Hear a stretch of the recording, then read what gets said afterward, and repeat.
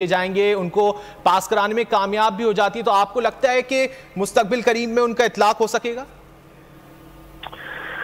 देखें, पाकिस्तान में पहले भी कवानीन की कोई कमी नहीं है और पार्लियामान जो ऑर्डिनेंस फैक्ट्री आजकल बना हुआ है, इसमें कोई तरद्दुद नहीं है इसमें कि 2-4 बिल्स और भी पास हो जाए और जो मुसवदे उनके तैयार हो रहे हैं उनका बनना अपनी जगह पर, नंबर्स गेम अपनी जगह पर।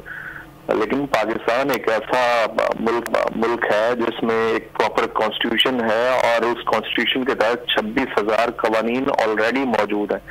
One democracy in the world जिसके पास इतने जबरदस्त कवानीन ऑलरेडी हैं, लेकिन वो इस्तेमाल होते हैं, वो काबिले इतलाक होते हैं, नहीं होते हैं। सबसे बड़ा क्वेश्चन मार्क ये है। सबसे इम्पोर्टेंट बात तो ये है कि आज जो ज्वाइंट सेशन हो रहा है उसमें नंबर्स गेम में पाकिस्तान तहरीक इंसाफ किस एंड पे खड़ी है और अपोजिशन किस एंड पे खड़ी है। शहीद रहमान साहबा ने कल कह दिया है कि वी विल सरप्राइज देम, और सरप्राइजेस की बातें, मैं इस्लामाबाद में मौजूद हूँ, तमाम रात चहमगोइयां यहाँ पर होती रही हैं कि आज कोई बड़ा सरप्राइज होने जा रहा है।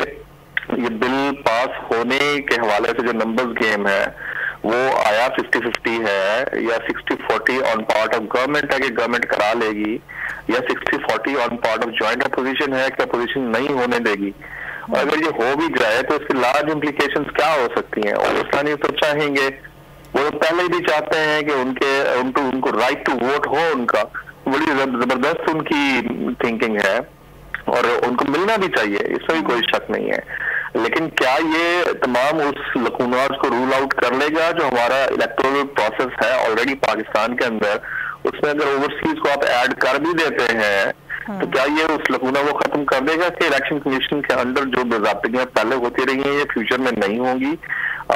जो 2/3 मेजोरिटी या सिंपल मेजोरिटी वाली गवर्नमेंट पिछले 74 साल में नहीं कर पाई नवाज शरीफ साहब की पिछले 2013 से, तो वो एक हंग पार्लियामान जो कि ऑलरेडी इत्तेहादियों के मुतालबों के ऊपर खिंची तानी हुई गवर्नमेंट है, क्या वो कर पाएगी? ये बहुत सारे क्वेश्चन मार्क्स हैं। और उससे बड़ी इस वक्त जो खबर इस्लामाबाद की फजाओं में ज़ेरे गर्दिश है वो ये कि अगले 4 से 5 दिन इस गवर्नमेंट के लिए बड़े इंपॉर्टेंट हैं। अगले 4 से 5 दिन के अंदर बहुत बड़ा कुछ सरप्राइज आ सकता है। ये सरप्राइज हम हर गवर्नमेंट के चौथे साल में देखते रहे हैं। गुज़िश्ता 10 साल में आप देख लें, यूसुफ रज़ा गिलानी साहब अचानक से पता नहीं चला, केस कोई और था, कोई और होनी थी, खत किसी और को लिखना था और वो नाअहल करा दिए जाते हैं। इस नवाज शरीफ साहब का मामला कुछ और था, वो भी तौहीन अदालत का मामला होता है और वो नाअहल करार दे दिए जाता है, शाखाकार बारिश साहब पाना पड़ता है।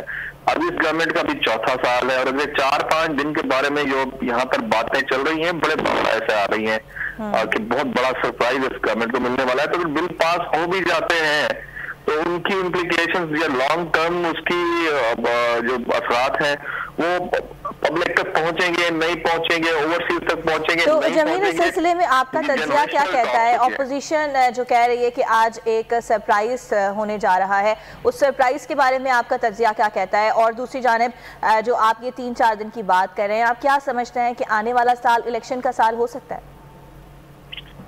देखें, ये तो अब जो कारज़ार सियासत के मुख्तदर हल्कों के इर्द गिर्द चीजें घूमती हैं, वहां से भी खबरें आना शुरू हो गई हैं कि ज्यादा टाइम नहीं है। अच्छा, हुकूमत का मसला नहीं है, हुकूमत अगला साल पूरा करती है नहीं करती ये तो मसला है ही नहीं।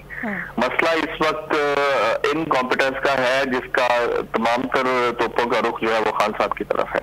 प्रॉब्लम सारा वहां पर आ जाता है जो हमारी पिछली पॉलिटिकल हिस्ट्री है वो यही कहती है कि चौथा साल किसी भी प्राइम मिनिस्टर के लिए प्रॉब्लम क्रिएट करता है। अब इस दौरान आप देख लें कंफ्यूजिंग स्टेटमेंट्स आती हैं, इसी दौरान आप देख लें कि नोटिफिकेशन तक के मामले को कंफ्यूज कर दिया जाता है, इसी दौरान आप देखिए कि कलदम जमात के नाम से कलदम हट जाता है, इसी दौरान आप देखिए कि एक और पॉलिटिकल फोर्स डेवलप होती है, इसी दौरान आप देखिए कि पीडीएम री इमर्ज होकर सामने आती है, इसी दौरान आप देखिए कि खान साहब को अपने किए हुए डिसीजन से बैकफुट पे जाना पड़ता है, इसी दौरान आप देखिए डॉलर 178 को हिट करता है, इसी दौरान आप देखिए स्टॉक मार्केट क्रैश होती है, इंपोर्ट के मामला मसाइल क्रिएट कर देते हैं, पेट्रोल की कीमतें रेज हो जाती हैं, ये बाय एक्सीडेंट तो होती नहीं है चीजें, ठीक है। और ये इनकॉम्पिटेंस का सारा मलबा जाता है तो उस शख्सियत के ऊपर जो चेंज का नैरेटिव लेकर आया था।